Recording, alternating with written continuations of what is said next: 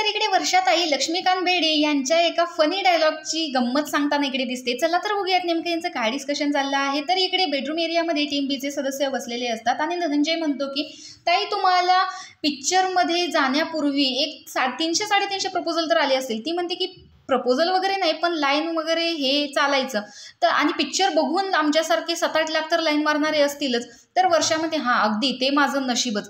तर त्यानंतर इथे पिक्चरांचा विषय निघतो। तर धनंजय म्हणतो की तो नाही का भाडे करू, अदला बदली, गंमत जम्मत, शेजारी शेजारी या पिक्चरांची एक वेगळीच मजा होती। आणि शेजारी शेजारी पिक्चर तर लय भारी, तो तर प्रत्येक रविवारी लागायचा। वर्षा सांगते की शेजारी शेजारी पिक्चरमध्ये लक्ष्याचा एक गमतीशीर डायलॉग होता, तो म्हणजे अशोक सराफची वाईफ होती निशिगंधा आव्हाड आणि मी लक्ष्याची बायको असते। लक्ष त्याच्यामध्ये फोटोग्राफर असतं पण प्रॉपर्टीसाठी मला खोटी खोटी बायको म्हणून अशोक सराफला नवरा करून घ्यावं लागतं, पण तो खोटा नवरा असतो। निशिगंधा आव्हाड त्याची खरी बायको असते।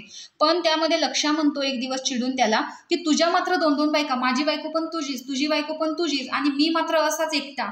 त्यावरती आम्ही इतके हसायचो ना, त्यानं खूप मस्त असा डायलॉग म्हणलेला। तर याच्यावरती धनंजय देखील म्हणतो की हो त्यांची डायलॉग म्हणण्याची स्टाईलच वेगळी होती। त्यानंतर इकडे निखिल येतो आणि विचारतो ताई तो तुमचा पिक्चर ना की तुम्ही त्याच्यामध्ये किडनॅप होता?